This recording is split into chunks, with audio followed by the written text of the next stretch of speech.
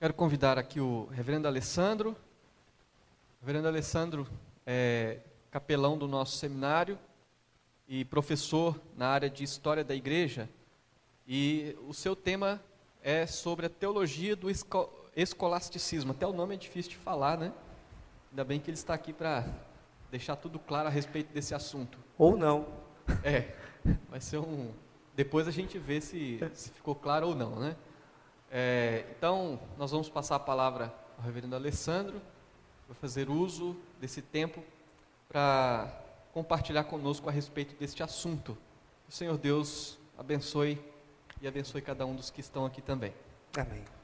Meus queridos, muito boa noite a todos. Sou muito grato pelo privilégio de poder participar dessa semana teológica e mesmo não sendo um tema bíblico, mas nós vamos orar e pedir que o Senhor Deus nos abençoe e que possamos ter proveito no tema que estaremos abordando nesta noite. Pai, graças nós te damos pela oportunidade de te conhecer, de te servir, e obrigado, ó Pai, por fazermos parte desta igreja. Igreja que prima, Senhor, pela fidelidade à tua palavra, igreja que zela pelo conhecimento histórico. E que por meio desse conhecimento também, ó Deus, o Senhor possa mostrar-nos o caminho que devemos como igreja, como denominação histórica, seguirmos. Obrigado a Deus, porque, como veremos no decorrer da história, o Senhor sempre se fez presente. Em nenhum momento, ó Deus, o Senhor se retirou da história. Mesmo em tempos em que os homens tinham dificuldade, ó Deus, de contemplar a Tua glória, a Tua majestade, a dificuldade estava nos homens, não na ausência do Senhor na história. Abençoa-nos, ó Deus, é o que nós te pedimos, em nome de Jesus. Amém. Por que falar sobre o escolasticismo? Então, eu preciso, em primeiro lugar, justificar a escolha por esse tema.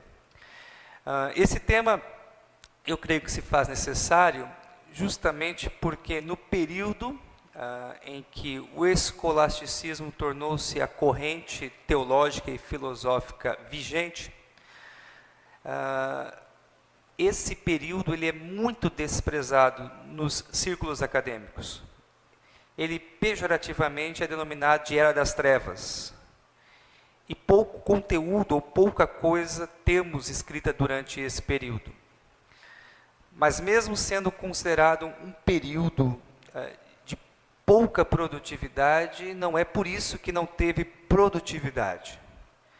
O meu objetivo é mostrar que nesse período houve desenvolvimento teológico, houve discussões interessantes acerca da própria igreja e da sua teologia, e eu espero então que nós possamos vislumbrar isso conhecendo um pouco a corrente predominante desse período medieval, início do período medieval, o escolasticismo.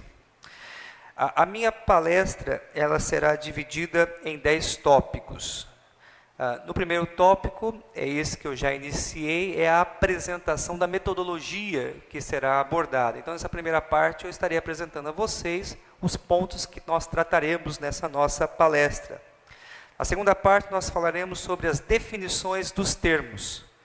Eu creio que os alunos do seminário já estão familiarizados com alguns termos, mas eu creio que os demais não. Então, por consideração, aqueles que não estão familiarizados com os temas, nós teremos uma parte que nós vamos definir os conceitos chaves que serão tratados aqui. Na terceira parte, nós estaremos falando sobre o objetivo do escolasticismo.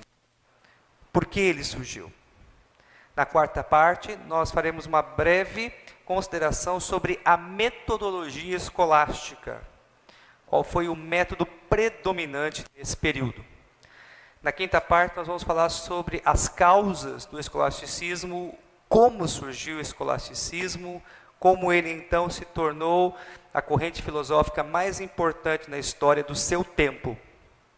Na sexta parte, nós vamos fazer uma breve consideração sobre o surgimento das universidades. Eu creio que talvez essa parte venha a ser mais interessante do que as outras, porque eu creio que é algo do nosso interesse. até porque nós temos aqui a maioria de acadêmicos. Falaremos no 7º ponto sobre os pontos essenciais do escolasticismo, os valores que eram sustentados pelos teólogos escolásticos. Depois nós falaremos sobre os 3 pontos divergentes do escolasticismo. O escolasticismo teve 3 escolas diferentes. E essas escolas, é claro, também trouxeram a sua influência para a própria teologia. Depois faremos uma rápida apresentação biográfica dos principais personagens e nomes do escolasticismo. Vocês podem dormir durante 55 minutos nesses 9 pontos. E aí, faltando 5 minutos, o 10º ponto são as aplicações. E aí eu acordo vocês para falar algo que possa ser do cotidiano dos amados irmãos. Ok? Então, vamos começar com o nosso ponto 2, ponto 1 já foi, que é a definição de alguns termos. Primeiro eu gostaria de definir escolasticismo dentro do seu conceito etimológico, a origem da palavra escolasticismo. Então, o termo escolasticismo, escolástico, vem através do latim, da palavra scoli, que significa lugar aonde se aprendia, da onde se derivou da língua portuguesa a palavra escola. E o significado histórico, que é o significado na qual nós vamos nos deter durante a palestra, escolasticismo foi aplicado aos eruditos medievais que serviam ou que usavam da filosofia no estudo da teologia, no estudo da religião. Então, o que foi de fato o escolasticismo? O escolasticismo foi a aplicação de métodos filosóficos no estudo da teologia e da religião. Qual era o objetivo do escolasticismo? Então, o escolasticismo foi uma tentativa de racionalizar a teologia para que a fé fosse sustentada pela razão. Num tempo em que a fé estava sendo questionada, que novas descobertas estavam sendo feitas, o escolasticismo então surge como uma resposta para sustentar a fé diante dos questionamentos que estavam sendo levantados. Qual era a metodologia escolástica?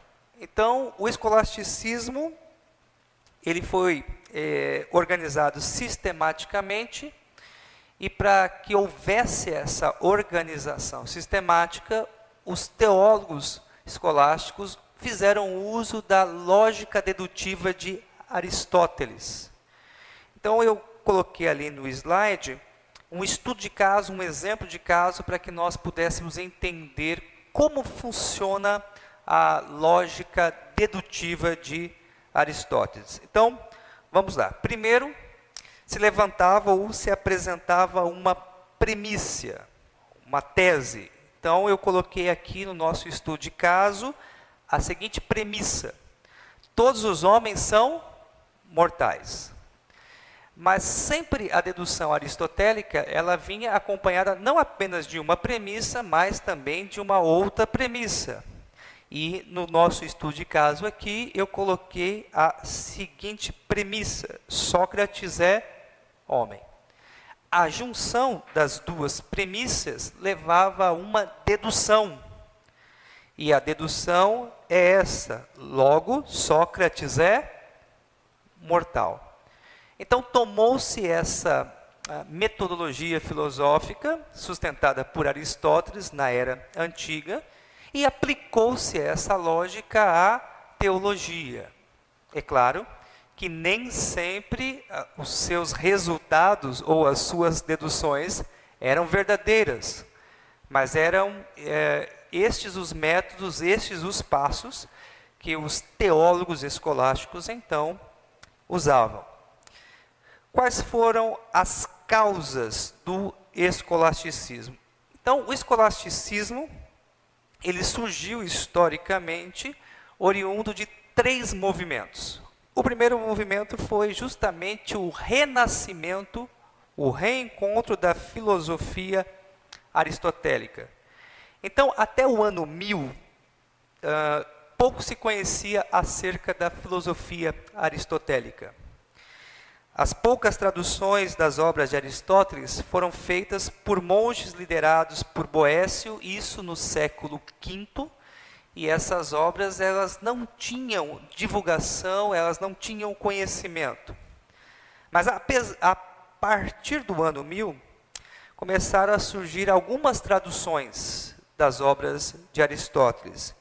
E eu vou destacar então aqui dois principais nomes que contribuíram então para a difusão da filosofia de Aristóteles no século XII. O primeiro foi o filósofo Averroes. Ele era árabe e as suas traduções foram introduzidas no Ocidente através da Espanha, aonde então ele exerceu o seu ministério. E depois, um outro nome famoso foi Moisés Maimônides, que viveu de 1135 até 1204. Ele era um rabino judeu e também ajudou, assim como Averroes na Espanha, mas agora no Oriente, a difundir a filosofia aristotélica. Então, mediante ao renascimento, ao ressurgimento desta filosofia, o escolasticismo também acaba se desenvolvendo. O segundo fator que contribuiu para o surgimento do escolasticismo foi o interesse das ordens mendicantes pelo uso da filosofia.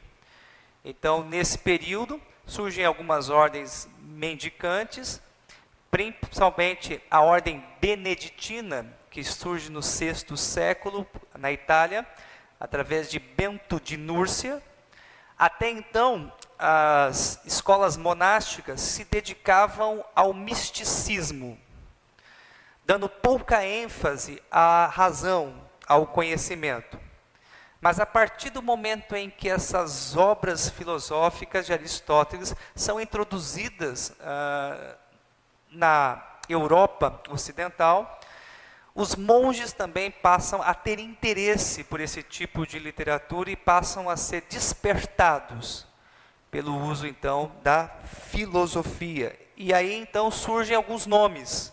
Nós vamos falar um pouco mais à frente, mas eu já quero destacar pelo menos 3 nomes importantes desse período, que eram monges e que também contribuíram para o desenvolvimento do pensamento escolástico. Temos o grande Tomás de Aquino, Alberto Magno, que foi mestre de Tomás de Aquino, e já mais próximo ao período da Reforma, Guilherme de Ockham. Mas eu vou deixar a apresentação desses personagens mais para o fim da nossa palestra. E uma outra causa que levou ao surgimento do escolasticismo foi a expansão do movimento universitário. Então é a partir do século XI que surgem as primeiras universidades. Destacamos o surgimento da Universidade de Paris, de Bolonha, de Milão, que se tornaram grandes centros acadêmicos. Então, a partir de então, a igreja ela se vê envolvida no estudo da filosofia, principalmente nas escolas catedráticas. Então, nós tínhamos as catedrais nos grandes centros urbanos, e surge ao lado das catedrais as escolas catedráticas que posteriormente se tornam universidades.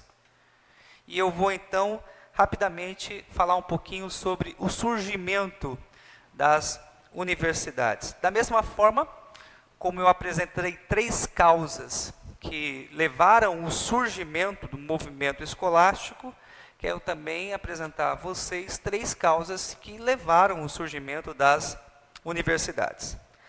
A primeira causa que contribuiu para o surgimento da universidade foi o uso do trívio e do quadrívio. Eu creio que talvez alguns já ouviram falar sobre isso, né? A gente até usa com uma certa frequência a expressão trivial. E quando falamos sobre algo trivial, nós falamos sobre algo simples, algo comum.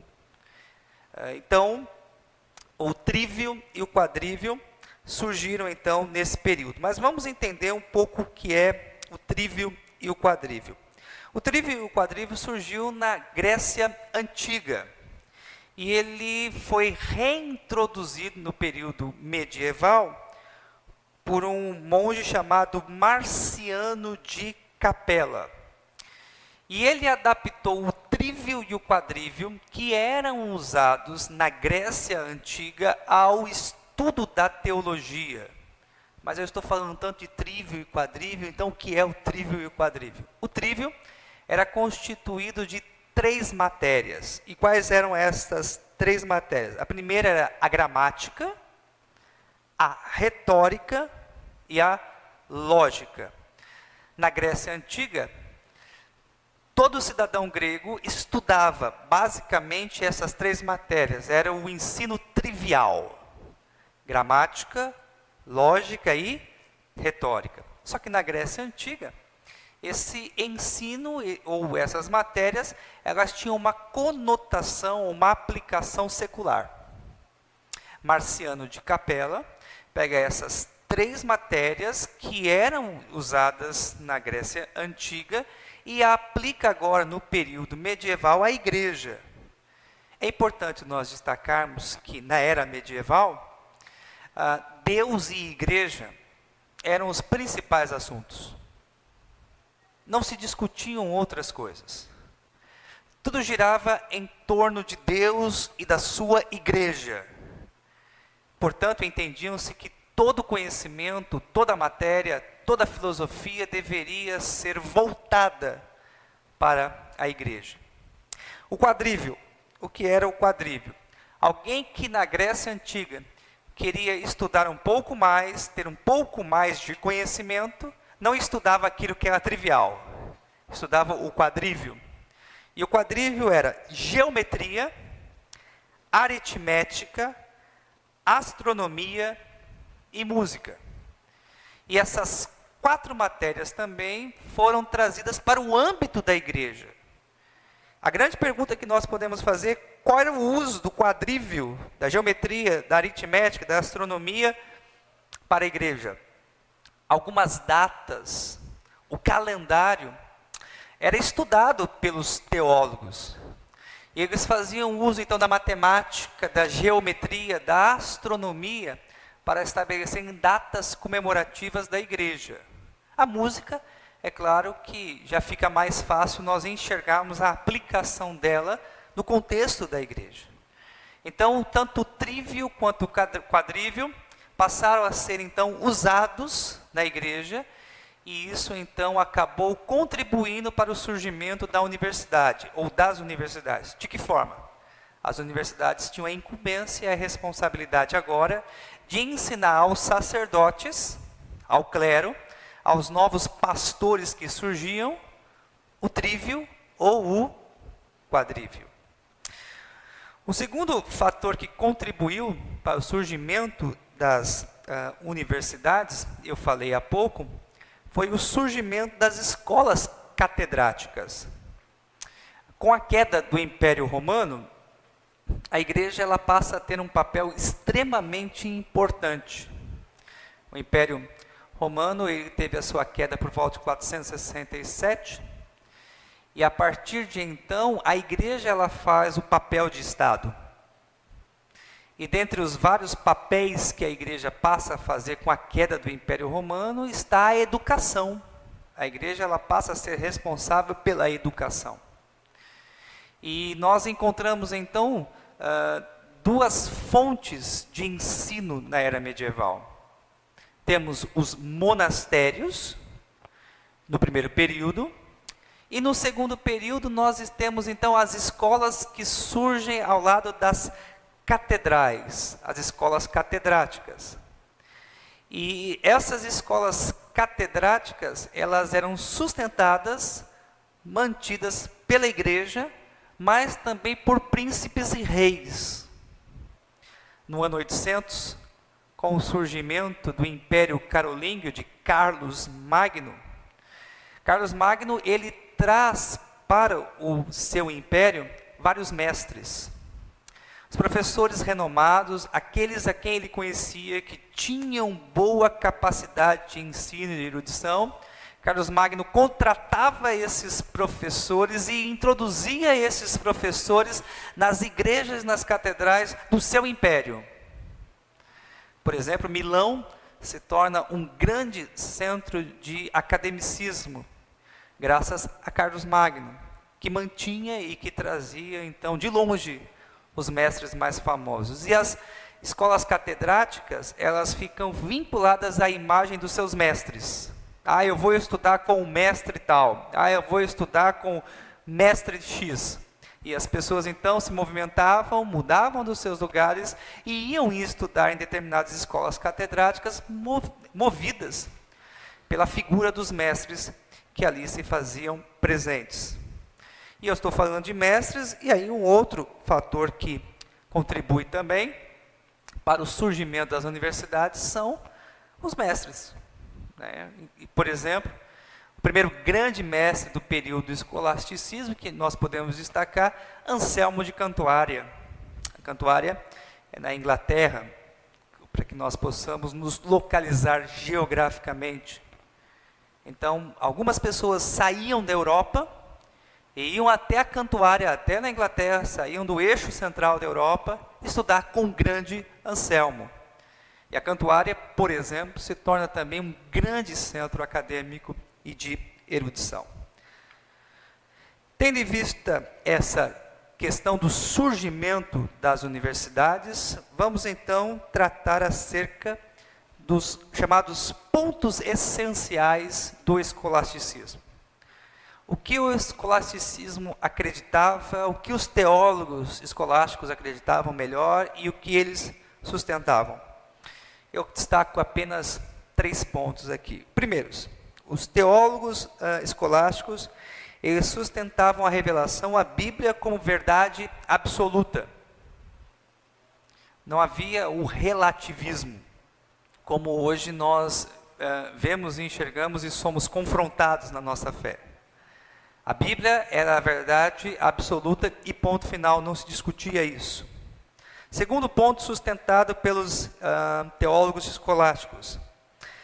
A igreja ela tinha autoridade plena na interpretação da Bíblia. E a interpretação da igreja e a Bíblia eram colocadas em pé de igualdade. Não se questionavam as interpretações que a igreja dava à Bíblia. E é interessante observarmos e destacarmos que esse princípio se sustenta até hoje.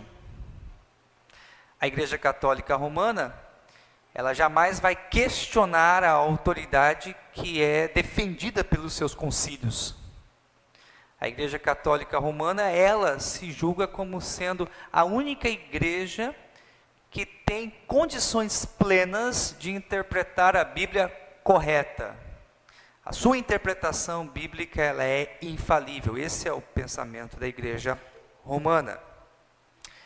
E um terceiro pressuposto essencial na teologia escolástica era o uso da filosofia como serva da teologia. Então, todas as fontes de conhecimento, e dentre elas a filosofia também, serviam como servas da teologia. Lembra que nós dissemos anteriormente que o assunto predominante, central e único na era medieval era Deus e a sua igreja. Não havia pensamento e não havia vida fora deste assunto, de Deus e a sua igreja. Com o renascimento da filosofia aristotélica, o entendimento dos teólogos escolásticos era fazer com que a filosofia se tornasse serva da teologia. Nunca colocaria-se a filosofia no escolasticismo acima da teologia. Então esses são os pontos principais sustentados pelos teólogos escolásticos. Apesar de terem esses pontos como sendo pontos essenciais e principais, existia alguma divergência no pensamento entre eles. Então, eu quero destacar aqui que o principal ponto de divergência na teologia escolástica era acerca dos chamados universais. E o que é o universal? Deixa eu ver se eu uso um exemplo aqui, para que eu possa ajudá-los a compreender melhor. Não sei se está no slide o exemplo, mas eu quero citar o exemplo da cadeira. Vamos lá, vamos imaginar a cadeira. Então, ali está a cadeira. A discussão teológica escolástica é a seguinte: o conceito de cadeira existe muito antes do objeto ser formado. Compreenderam? Então, temos lá cadeira, mas o conceito de cadeira existe muito antes do objeto vir a existir. E em algum lugar no universo existe o conceito perfeito de cadeira. Aqui nós temos uma cadeira, mas em algum lugar no universo existe o conceito, a ideia perfeita do que é cadeira. Então, esse ponto, chamado o ponto de questão dos universais, foi a principal divergência entre os teólogos escolásticos. E da questão dos universais, surgiram 3 posições distintas sobre o assunto. Então, vamos às 3 posições distintas que surgiram. A primeira delas é o realismo. Então, o conceito de realismo é esse que eu apresentei a vocês, que foi o primeiro que veio a existir. Então, temos ali a cadeira, mas o conceito de cadeira existe muito antes do objeto. Esse é o chamado realismo. E esse conceito não surge no escolasticismo, na verdade, esse conceito ele surge muito antes, ele surge na filosofia antiga, com Platão e posteriormente com o próprio Sócrates. Depois nós temos o chamado realismo moderado. E que era o realismo moderado? Os conceitos existem a partir do objeto idealizado. Então, só existe o conceito de cadeira porque alguém antes criou uma cadeira. Se não houvesse alguém criado uma cadeira, o conceito de cadeira não existiria. Então, nós temos 2 posições que no latim são chamadas et rem e in rem. Antes de e depois de. Então, nós temos o realismo, que é o conceito criado antes do objeto, e nós temos, então, o realismo moderado, que é, porque existe o objeto, o conceito ele foi criado. E, posteriormente, num último momento, surgem os nominalistas, os teólogos escolásticos nominalistas. Esse foi o último período do escolasticismo. E os nominalistas não admitiam a existência dos universais nem antes das coisas serem criadas e nem com a idealização do objeto. Então, os nominalistas falam, olha, não existe esse conceito de universais. Foi o grupo que chegou por último para pôr fim à discussão. Então, essas posições tiveram grande influência na teologia medieval, como nós veremos agora. E para vermos a aplicabilidade dessa influência, nós vamos destacar então os principais nomes da teologia escolástica. Ao destacarmos esses principais nomes, nós estaremos apresentando cada um deles, tomando como critério os seguintes pontos. Primeiro, eu vou estar falando sobre o personagem, data de nascimento e morte, lugares de ministério, obras representativas, entendimento acerca da relação entre fé e razão, oriundo da discussão acerca dos universais, o entendimento e o posicionamento de cada um deles acerca dos universais e alguns fatos que são dignos de nota. Então vamos começar com o nosso primeiro personagem, Anselmo de Cantuária. Anselmo nasceu no ano 1033, faleceu em 1109, exerceu o seu ministério primeiramente na Itália, depois na França, em Bec, e posteriormente ele tem a sua carreira gloriosa seguida na Cantuária, na Inglaterra. As suas obras representativas são o Monologium, o Proslogium e o Curdes Homo, que foi uma obra muito interessante, vou falar um pouquinho sobre ela, que foi uma obra sobre a doutrina da expiação. Qual era o seu entendimento acerca da relação entre a fé e a razão? Ele entendia que a fé precede o conhecimento. Logo, nós podemos deduzir que o seu pensamento acerca dos universais era o pensamento realista, ou seja, existe o conceito antes do objeto.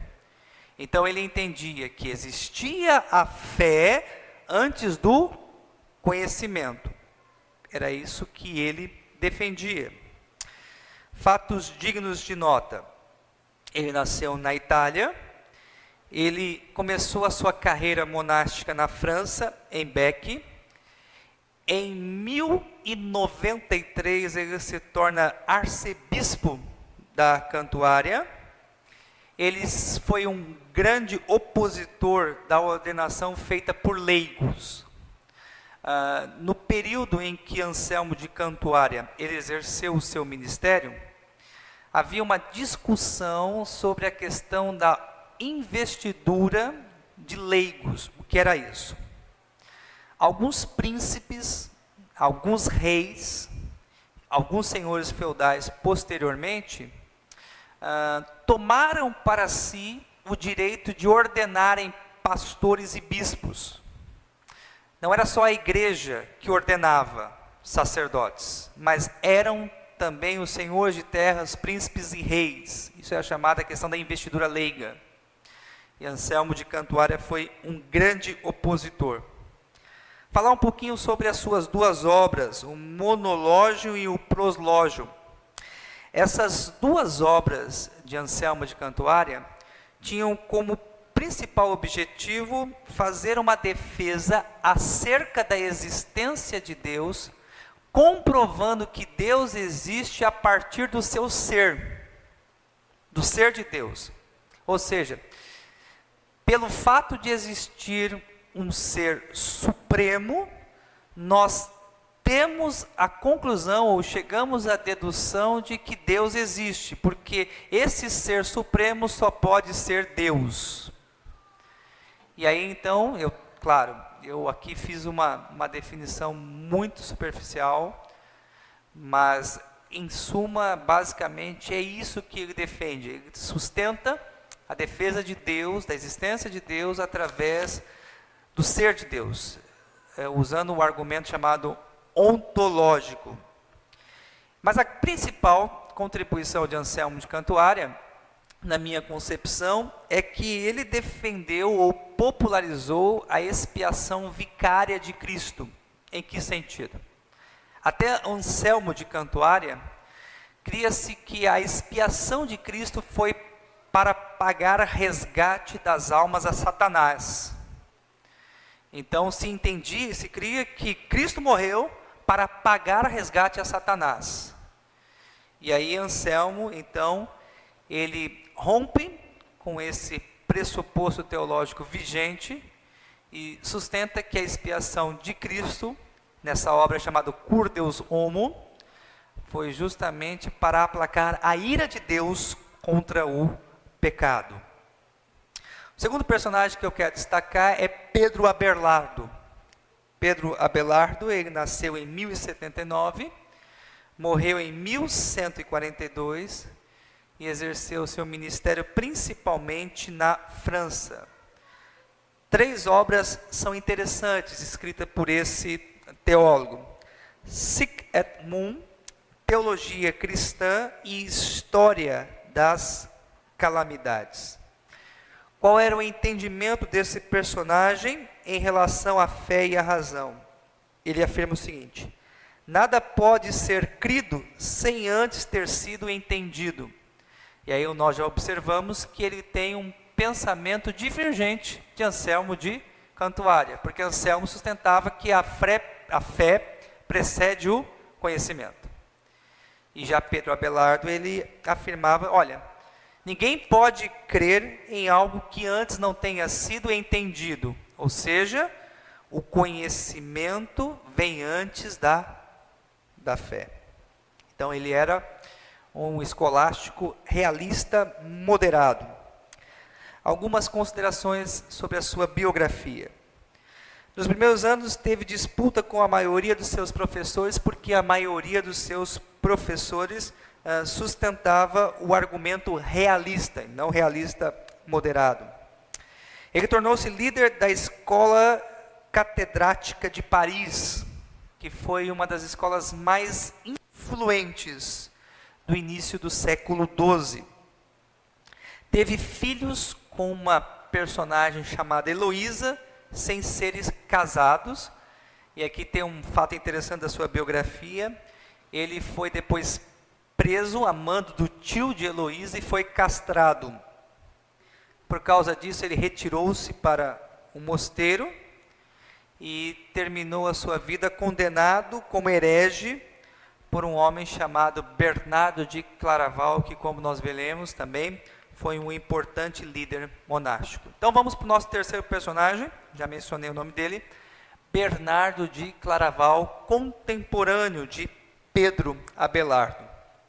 Bernardo de Claraval nasceu no ano de 1090, faleceu em 1153, exerceu o seu ministério na França, numa cidade chamada Citeaux, e obras representativas, Graus de Humildade e Amar a Deus.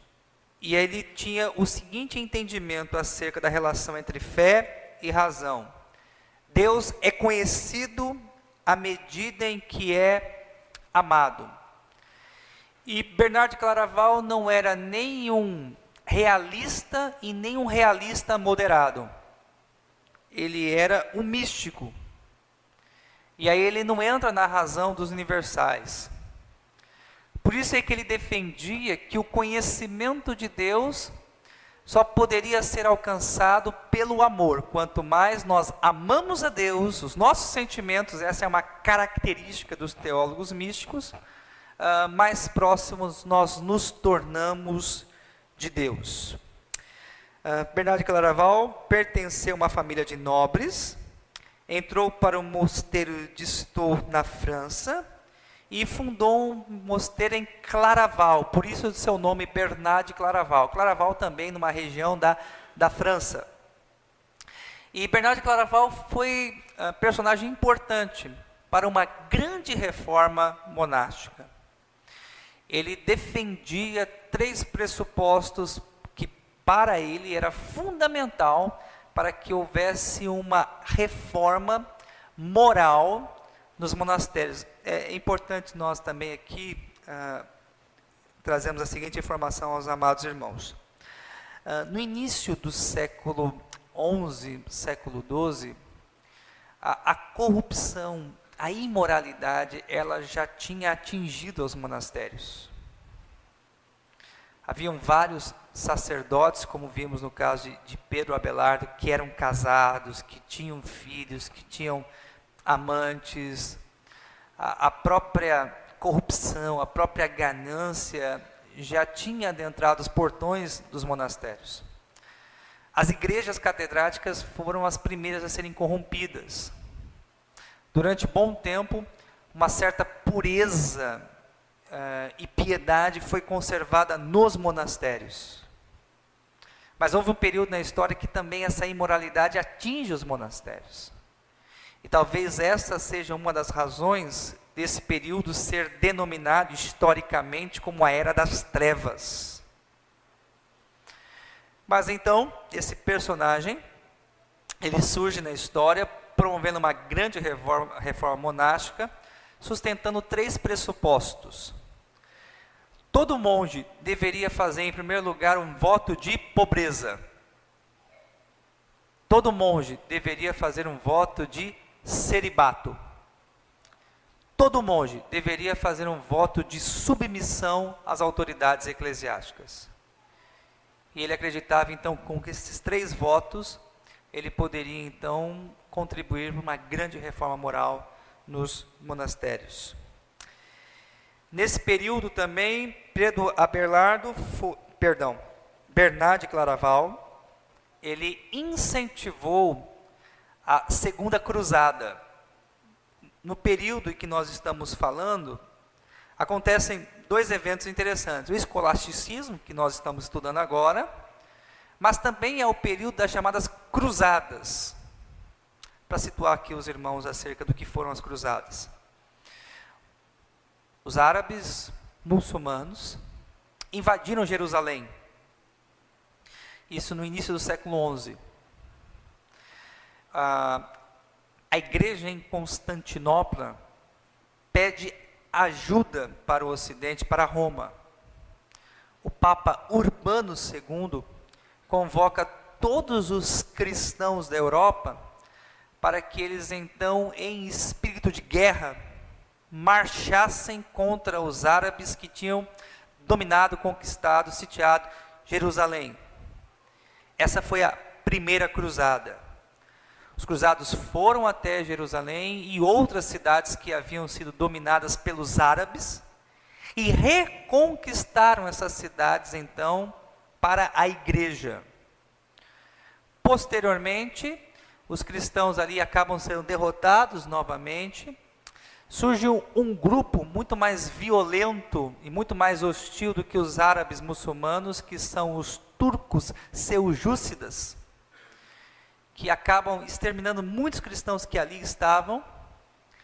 E esse nosso personagem, Bernard de Claraval, ele conclama novamente os cristãos da Europa Ocidental, novamente a partirem para Jerusalém e para as terras próximas, para reconquistarem aquela terra para a igreja. Ele foi opositor veemente de Pedro Abelardo, e ele foi um exímio compositor também de hinos, Bernardo de Claraval. Nosso quarto personagem, Pedro Lombardo. Pedro Lombardo, ele nasceu em 1095, morreu em 1159, exerceu o seu ministério na Itália e Paris, e ele escreve uma obra significativa chamada Quantos Livros de Sentença. O seu entendimento acerca da relação entre fé e razão. Os dilemas da fé devem ser resolvidos pela razão. Ele entendia que a razão seria o elemento mais importante para a solução de todos os dilemas e conflitos bíblicos, dando ênfase principalmente à lógica dedutiva de Aristóteles. Ele era um realista moderado, portanto, é aquele que defendia que um conceito nascia a partir da criação do objeto. Nasceu no norte da Itália, estudou com Abelardo, tornou-se bispo em Paris. A obra que eu mencionei, Quantos Livros de Sentença, é a primeira teologia sistemática da Idade Média. Então, para os meus colegas aqui que são apaixonados pela teologia sistemática, recomendo que comecem lendo as obras de Pedro Lombardo. E essa obra de Pedro Lombardo foi uma das obras mais importantes do período medieval. Todo estudante de teologia era obrigado a ler e estudar as obras de Pedro Lombardo. A sua, entre aspas, teologia sistemática era livro-texto das maiores escolas catedráticas do seu tempo. E ele foi um dos principais líderes medievais que frisou e que defendeu os famosos 7 sacramentos da Igreja Romana. Nós sustentamos, se porventura alguém ainda tem alguma dúvida, apenas 2 sacramentos: o batismo e a Santa Ceia. Mas a Igreja Católica Romana, ela sustenta 7 sacramentos, e Pedro Lombardo foi um dos seus principais defensores. Quinto personagem, Hugo de São Vítor. Nasceu em 1096, faleceu em 1141, exerceu o seu ministério na Saxônia, para que os irmãos se localizem, hoje ali próximo à Alemanha, e também em Paris. Sua obra mais importante se chama Summa Septentrianum.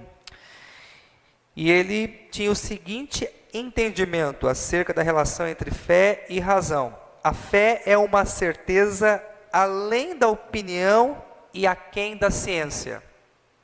Vou repetir e depois eu esclareço para os irmãos. A fé é uma certeza, além da opinião, além da razão, mas aquém da ciência, abaixo da ciência. Hugo de São Vítor, ele foi um divisor de águas por acrescentar a questão da ciência acima da fé.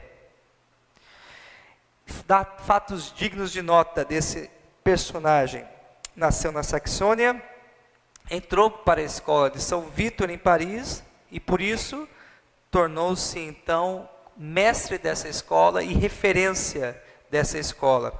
A escola de São Vítor, ela só é famosa por causa do seu grande mestre Hugo, e principalmente pelo fato de, na sua obra, ele defender esse pressuposto de que a ciência está acima da fé. E eu creio que eu não preciso me delongar muito para que os irmãos entendam as implicações disso. Sexto mestre, Alberto Magno. Alberto Magno nasceu no ano 1200 e faleceu em 1280. Exerceu o seu ministério na Bavária, Pádua, Paris e depois Colônia. Grande parte do seu ministério acaba sendo exercido no Sacro Império Romano de Otto I, que surge no ano 905. Obras representativas: Sistema da Natureza e o Louvor de Maria. Entendimento acerca da relação entre fé e razão. A teologia é ciência no sentido mais verdadeiro. Como Hugo de São Vítor levantou a questão da ciência, Alberto Magno, ele então coloca a teologia como sendo a mais importante das ciências. Fatos referentes a esse nosso personagem: nasceu na Bavária, ingressou na ordem dominicana, recentemente organizada, a ordem de São Domingos ou de Domingos Gusmão. Alberto Magno foi professor do maior dos escolásticos, que foi Tomás de Aquino, que é um dos nossos próximos personagens. Ele foi renomado estudante de ciências natural, tinha bom conhecimento e aplicou em alguns dos seus escritos a filosofia aristotélica. E um ponto digno, aqui, mais próximo talvez do nosso conhecimento, seja que ele foi um dos principais nomes que promoveu a veneração e a adoração a Maria. Ele foi um dos principais responsáveis pela popularização do culto a Maria. Nosso sétimo personagem, João Boaventura, nascido em 1207, faleceu em 1274, pouco antes de Alberto Magno. Exerceu seu ministério na Itália. Suas obras representativas são 3, as mais importantes: sobre a pobreza de Cristo, a vida de São Francisco e Itinerário à mente de Deus. O seu entendimento acerca da relação entre fé e razão. O verdadeiro conhecimento só vem pela a contemplação do mistério divino. Ele era um místico, assim como outros personagens que nós vimos. E por ser místico, ele não entra em discussão na questão dos universais. Então, observem que nós temos primordialmente 2 linhas de teólogos. Nós temos os teólogos escolásticos, que primavam pela razão, e temos os teólogos místicos, né? Vimos anteriormente um dos personagens que defendia que o conhecimento de Deus se dava pelos seus sentimentos, principalmente dentre eles o amor, e temos um aqui que defende o pressuposto de que o conhecimento de Deus se dá pela contemplação. Alguns fatos dignos de nota: ele nasceu na Toscânia, na Itália, entrou para a ordem franciscana com 17 anos de idade, tornou-se líder da recente ordem dos franciscanos, que foi organizada por São Francisco de Assis. Também, como Alberto Magno, contribuiu para a expansão da veneração a Maria, e assim como Bernardo Claraval, ele foi célebre compositor de hinos. Oitavo personagem, Tomás de Aquino, nascido em 1225, faleceu em 1274. Tomás de Aquino, principal nome do escolasticismo, exerceu seu ministério em 3 lugares: na Itália, em Paris e na Colônia, na Alemanha. Suas principais obras: Suma Teológica, Suma contra os Gentios e contra os Erros. Essa expressão suma para que nós possamos ter um entendimento melhor, seria muito próximo às teologias sistemáticas que nós temos hoje. A teologia sistemática, para quem não está familiarizado a ela, é a apresentação do estudo da teologia por temas: o ser de Deus, pecado, salvação. Então essa esquematização, essa metodologia de apresentar temas bíblicos por assuntos, surgiu na teologia escolástica, surgiu com os teólogos escolásticos. Então, por isso a gente já pode observar aqui, né, uma outra interessante contribuição desse grupo. Qual era o entendimento de Tomás de Aquino na sua relação entre fé e razão? Ele afirmava: a razão natural leva ao átrio da fé. Então, ele entendia o seguinte, que toda a consciência que o homem tem, toda a razão que Deus deu ao homem essa razão para que ele chegasse à porta da fé. E por que que ele não adentra a sala onde está a fé? Porque ali, esse passo quem dá é Deus.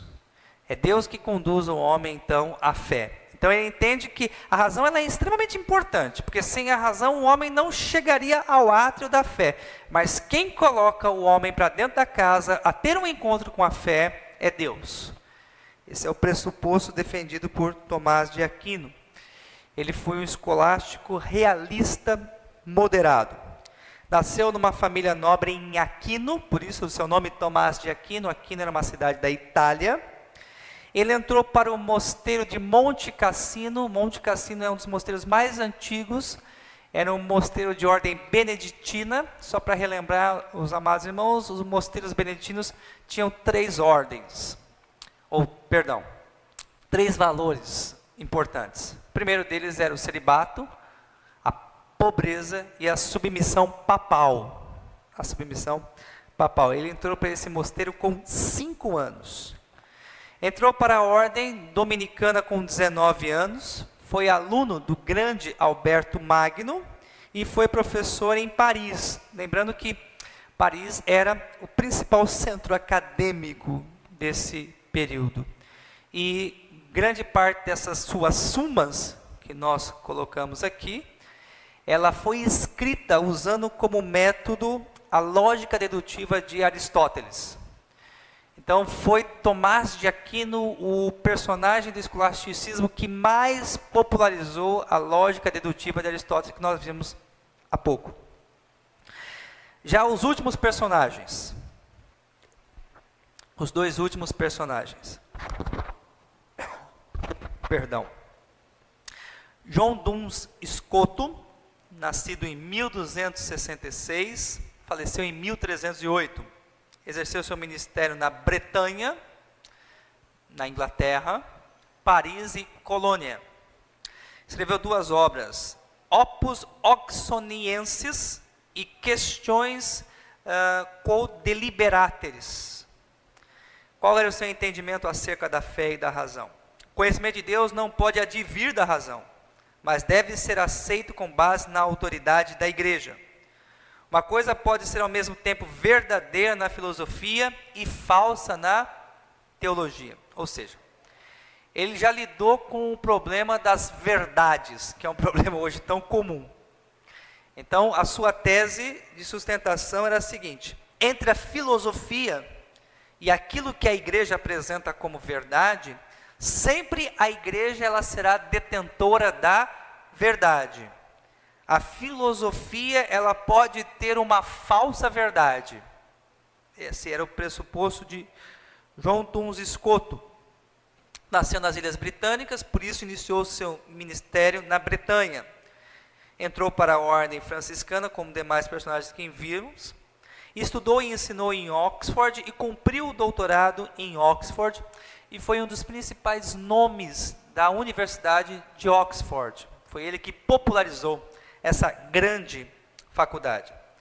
Foi opositor de Tomás de Aquino e ele foi um dos principais nomes que contribuiu para a formulação do dogma da Maculada Concepção de Maria.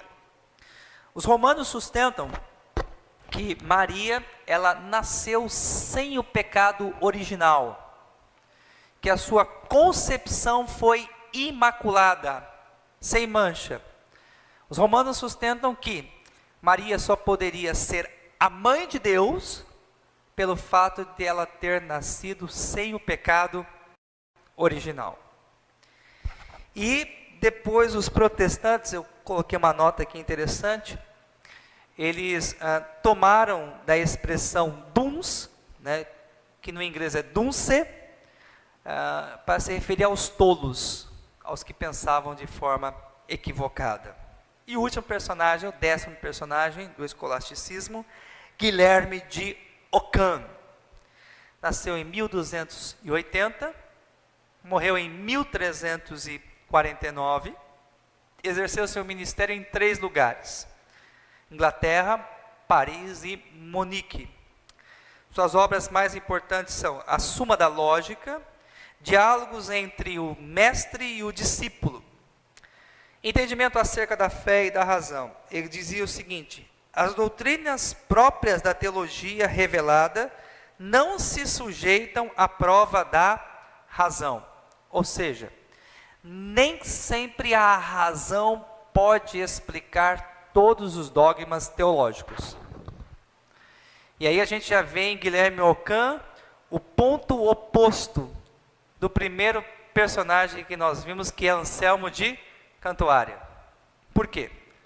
Anselmo afirmava que todos os pontos, a razão pode explicar a teologia. Agora chega já Guilherme de Ockham, um período mais próximo à Reforma, já século XIV, 1349, afirmando o seguinte pressuposto, que nem todas as doutrinas da teologia podem ser provadas pela razão.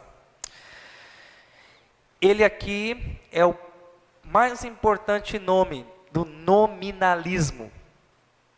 Ou seja, olha, esse negócio dos universais não existe. Isso é tolice. Fatos dignos de nota. Nasceu em Surrey, na Inglaterra.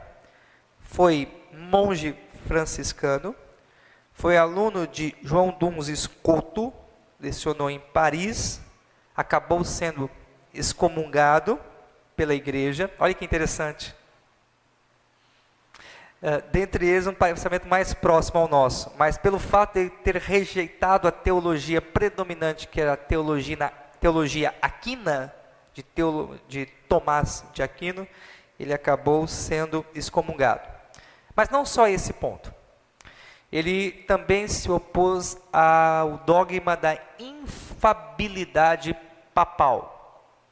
O que significa isso? Até porque nós acabamos ouvindo muitas vezes essa expressão. A Igreja Romana sustenta que em matéria de fé, quando o Papa interpreta as Escrituras, ele é infalível. Não que ele não peque, não é isso que a Igreja Romana sustenta. A Igreja Romana sustenta que em matéria de fé a sua interpretação ela é inerrante. E ele teve coragem, então, Guilherme de Ockham, de se opor a esse dogma, que é a coluna central do pensamento romanista. E também negou a autoridade civil da igreja. Outro ponto também que acabou culminando na sua excomunhão. A igreja sustenta ser superior ao Estado. E esse foi um dos principais também temas de controvérsia não só da era medieval, mas da era antiga e também da era moderna. Quem tem mais poder, igreja ou Estado? E aí então esse nosso personagem ele se opõe e diz, olha, a igreja deveria cuidar de ser igreja e não fazer o papel de Estado. Muito bem, como eu prometi a vocês, acordem agora. Eu quero fazer minhas duas aplicações finais e concluir esse nosso assunto para descanso e alívio de vocês, né? Muito bem, então vamos fazer rapidamente duas aplicações aqui, até porque o meu tempo já estourou. O que nós podemos destacar de valor no escolasticismo? Qual é a grande contribuição que os teólogos escolásticos nos deixam para o dia de hoje? Primeiro, é o interesse pelo estudo das Escrituras. Eles eram profundos e dedicados estudiosos das Escrituras. Mesmo que nós não venhamos a concordar e nem podemos concordar com os seus pressupostos, nós não podemos desprestigiar o esforço desses homens. E eles são para nós modelo de dedicação e de esforço. Meu desejo e a minha oração, falando aos alunos dessa casa, é que vocês sejam escolásticos, no sentido de serem aplicados e dedicados ao conhecimento da teologia. Segundo ponto relevante dos teólogos escolásticos. Toda essa discussão entre fé e razão tem um objetivo. E qual era o objetivo deles? Fazer com que a sua teologia, ou a teologia, ela fosse relevante.